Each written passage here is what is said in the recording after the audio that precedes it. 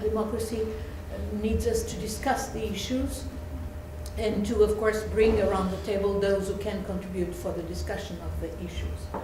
And we're talking about MEK, a group that proposes to be an opposition group against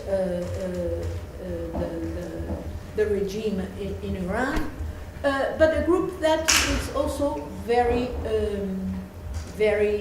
present here in the European Parliament and intimidating and disseminating information to members that might not be totally correct. I am someone who cares deeply about human rights, who cares deeply about human rights all over the world, and that means, of course, in Iran as well. I just integrated the delegation of the European Parliament to Iran, where I was one of the voices who put more questions on the table regarding human rights of Iranian citizens, namely Iranian citizens who are in jail and Iranian citizens who, I remember a very particular case of the respected environmentalist who was recently killed while in custody of the Iranian authorities. I raised that case in the Iranian parliament. And so I feel absolutely offended by people who pretend that I and others like Patricia who care about indeed of human rights in Iran like elsewhere are here at the service of some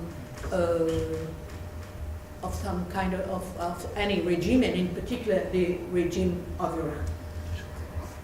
I did integrate that mission as a member of the Foreign Affairs Committee and the Human Rights Subcommittee, by the way, because I believe that no matter how important are our relations and our differences and our discrepancies with Iran, namely on human rights, the relationship with Iran is important and has to be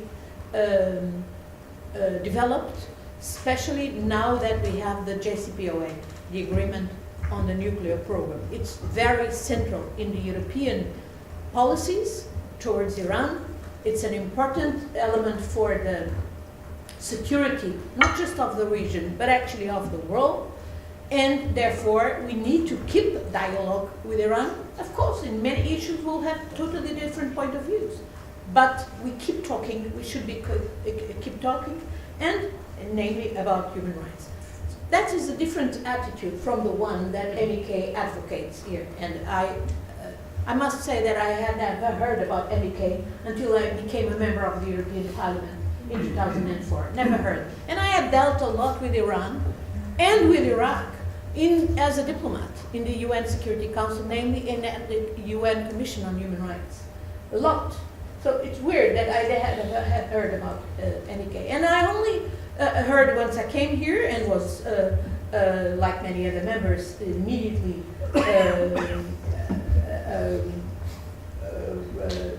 object of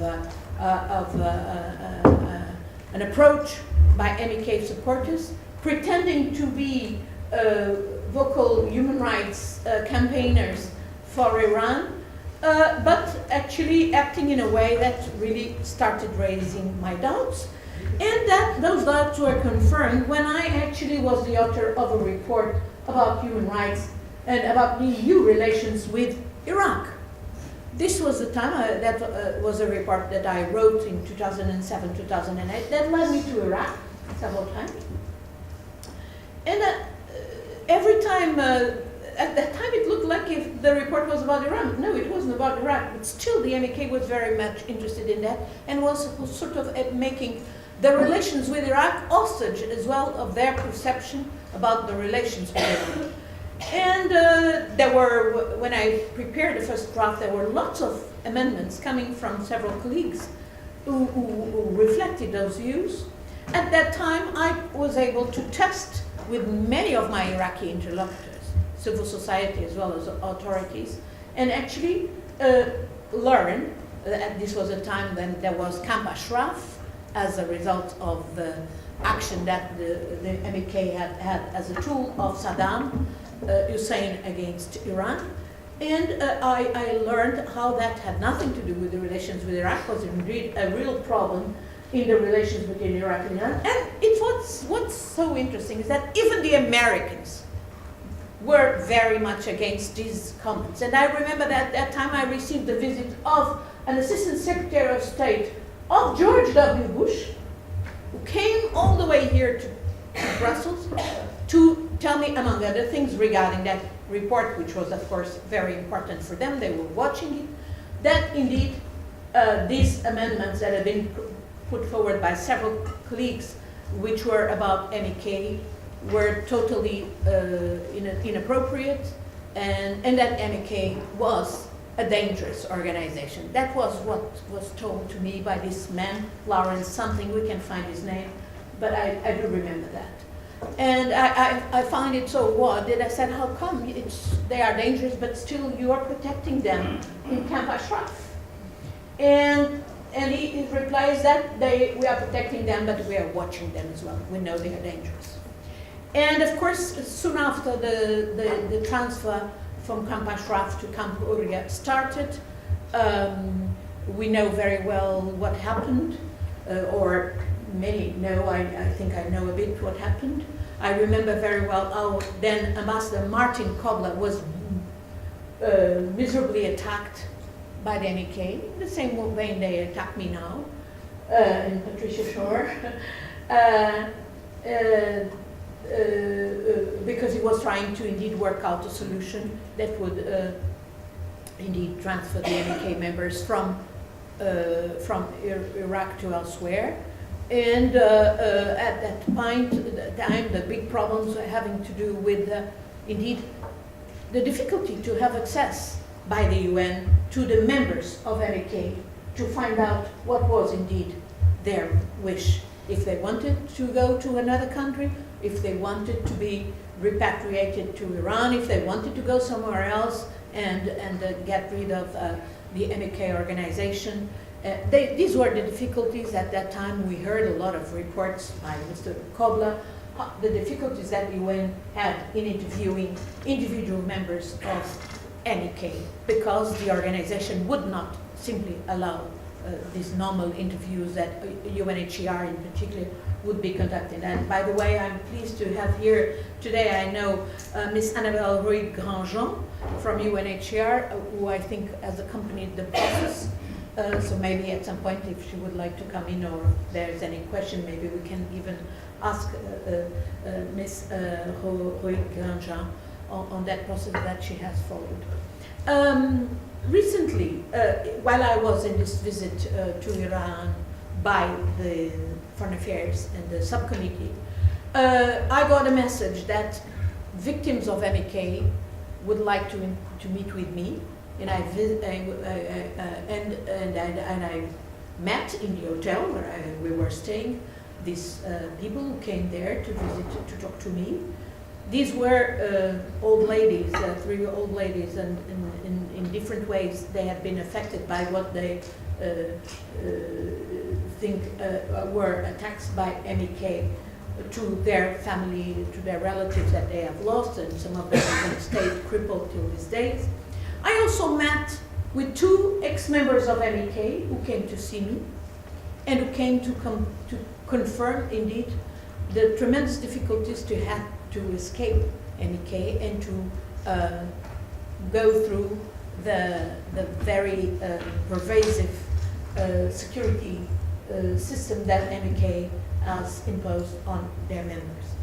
And I have learned from these people that actually, and through other people that I've received here in Parliament, that some people now in Albania are indeed there against their will, not able to receive visits of relatives, not able to actually freely express their will to get rid of this organization. So this is the reason why we talk of MEK. We know MEK has a lot of money. It's not just probably the Saddam's money that is left. It has also to do with other new sources of financing. I see here a statement made by a number of my colleagues apparently warning against this mission this meeting today. And I see some of them, not all, but some of them coinciding with another list that recently opposed a meeting that I also, and tried to prevent a meeting that I organized here in this parliament on another topic, actually having to do with the Israeli occupation of Palestine. It might be a coincidence, it might not be, I don't care. Anyhow, I'm pleased that we are having this meeting here, in particular because this is a parliament where MEK members seem to have full access. I see many of those people that I identify with MEK often here in the parliament, in particular in Strasbourg when we have plenary, or when we have mini plenary or in Brussels. So it means that somebody is providing them with a credential so that they can stay all day and lobby here inside the parliament. I have been trying to identify who's providing this credential for some time by actually asking the president of the parliament to identify who is providing those credentials for these people, because of course it's their opportunity to be talking to members and of course styling themselves as Iranian opposers. And to me, probably the most important voice that here in this parliament dispel this notion that these people are Iranian opposers that have some credibility with the Iranian people fighting for human rights, was actually the voice of Shireen Ebadi herself, whom I asked here in this parliament whether she would say that the MEK was indeed a genuine opposition against Iran. And she would in very clear terms, say that this is not the case. There is no credibility for this group at all in the